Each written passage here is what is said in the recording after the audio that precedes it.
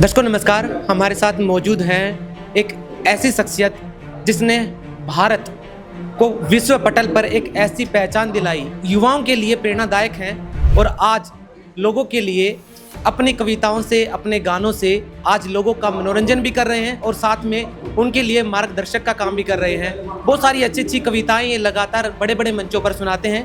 जी हाँ, भारत की तरफ से इन्होंने हैंडबॉल में भारत का प्रतिनिधित्व किया है और आज भारतीय इंडियन टीम हैंडबॉल के ये कोच भी हैं।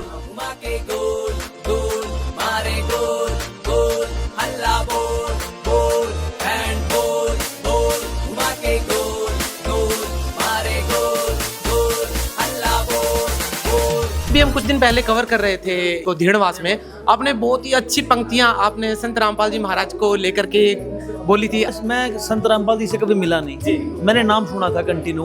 और जब मैंने एक किसान के घर पे जब मैं गया, किसान, हम खुद किसान परिवार से, मैंने देखा कि भाई एक जिस किसान के पास 1 एकड़ जमीन है उसमें पानी चढ़ा हुआ है और पानी निकल नहीं रहा है और उसको ये तो एक फसल तो खराब होगी और अगली फसल उसको विश्वास नहीं कि मेरे घर में मतलब बिजाई होगी नहीं होगी तो वो खाएगा क्या। तो अब उसकी जब मैंने व्यथा सुनी और जब पता लगा कि उसके संत रामपाल जी ने मोटर और पाइप बेच के उसका पानी उतार दिया, वो खुशी मना रहा था। उसके नाम का तो भगवान उसको वही दिख रहे थे। तो जब मुझे ये बात पता लगी तो गाना मैंने वो मेरे थॉट आया, और चोगर दे के पानी चढ़ गया ना अंदाजा नुकसाना का, जगत गुरु संत रामपाल ने समझा दर्द किसाना का।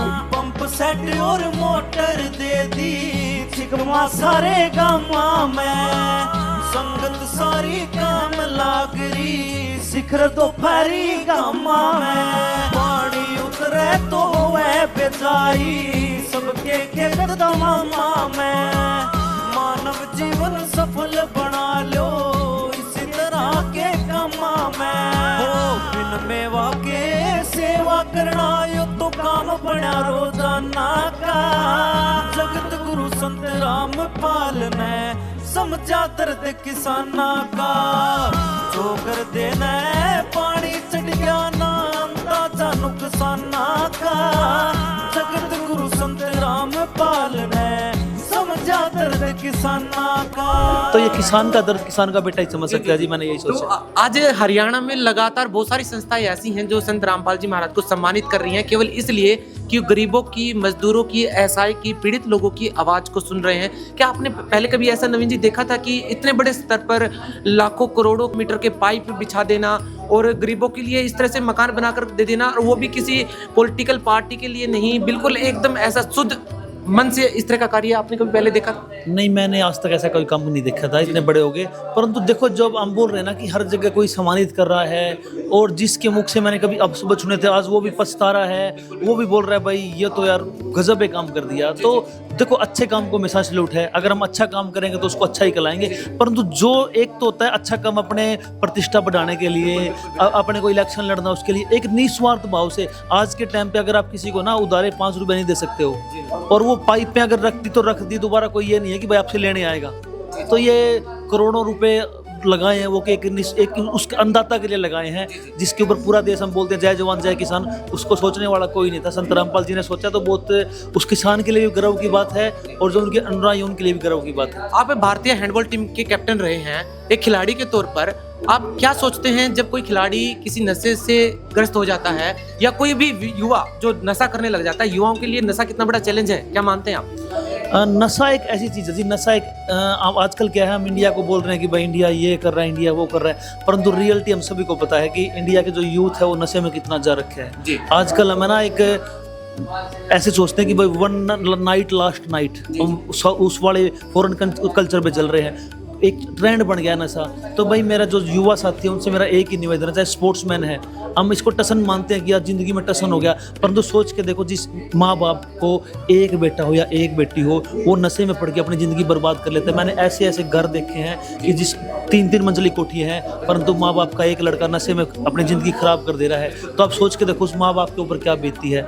हम तो अपनी टसन के चक्कर में अपने जो सोचते हैं कि इंजॉय करना है, ये लाइफ है वो लाइफ है, हम सुनते नहीं, परंतु जब हम अपने ज़िंदगी खराब कर लेते तो माँ बाप के ऊपर क्या बीतती है। संत रामपाल जी महाराज के जितने भी अनुयायी हैं, करोड़ों के अनुयायी हैं, उनका नियम ये है कि यदि मेरा कोई भी अनुयायी नशा करता है तो वो मेरा भगत नहीं है, वो मेरा अनुयायी नहीं है। लाखों करोड़ों लोगों का उन्होंने नशा छुड़वा दिया है। सर, इस मुहिम को कैसे देखते हैं आप? एक संत के वचन से अगर कोई युवा नशा करता है तो छोड़ दे रहा है, और करोड़ों युवा ऐसे हैं जिन्होंने नशा छोड़ दिया है। कैसे देखते हैं आप उनकी मुहिम को? मैं संत रामपाल जी को बड़ा प्रणाम करता हूँ, साधुवाद देता हूँ कि देखो, अगर जिस आप एक परिवार को अगर आज के टाइम बचा रहे हैं, मैं जिस भी फंक्शन में जाता हूँ बोलता हूँ, और गुरु जी ने, संत रामपाल जी ने इतने युवाओं को अगर बचाया है, उनके घर परिवारों को बचाया, तो उनके परिवार, उनके जो माता पिता हैं, उनको कितनी ब्लेसिंग दे रहे होंगे। अगर आज के टाइम हमारे बोलने से कोई एक युवा भी समझता है, और संत रामपाल जी के बोलने से आप बोल रहे हो करोड़ों युवाओं ने नशा छोड़ा है, तो इसके लिए बड़ी और मिसाल क्या हो सकती है। तो भाई युवाओं, आपको नशा करना है तो आप मेहनत का करो, जुनून का करो। अगर मेहनत का करोगे तो देश के मेडल आएंगे, प्रदेश के मेडल आएंगे, देश का नाम ऊंचा होगा। तो दर्शकों, ये थे नवीन पूनिया जी। इन्होंने अपनी बातों से बताया कि इन्होंने देश का प्रतिनिधित्व किया है। लाखों करोड़ों युवा आज इनको देख करके खेल भावना से प्रेरित होकर के खेलना सीखते हैं। आज युवा पीढ़ी को तैयार कर रहे हैं, भारत के लिए तैयार कर रहे हैं कि मेडल लेकर के आए युवा। और आज इन्होंने बड़े दिली तौर पर ये कहा कि नशे से कैसे बचा जा सकता है। और संत रामपाल जी महाराज जी की भी इन्होंने तहे दिल से तारीफ की है कि एक संत यदि अपने वचनों से, अपने प्रवचनों से, अपनी विचारधारा से, अपने सत्संगों से यदि युवाओं को नशे से दूर कर रहे हैं तो काबिले तारीफ है। बहुत बहुत धन्यवाद नवीन जी, आपका बहुत बहुत धन्यवाद। रामपाल महाराज नाम है, कलयुग में विश्वास का। इस जीवन में भगवान तेरा यो क्यों करे उतर शान रे। इस जीवन में भगवान तेरा यो क्यों करे उतर शान रे। बचा लिए संत रामपाल न था डूब गया किसान रे। बचा लिए संत रामपाल न था डूब गया किसान रे। संत रामपाल न था डूब गया किसान रे।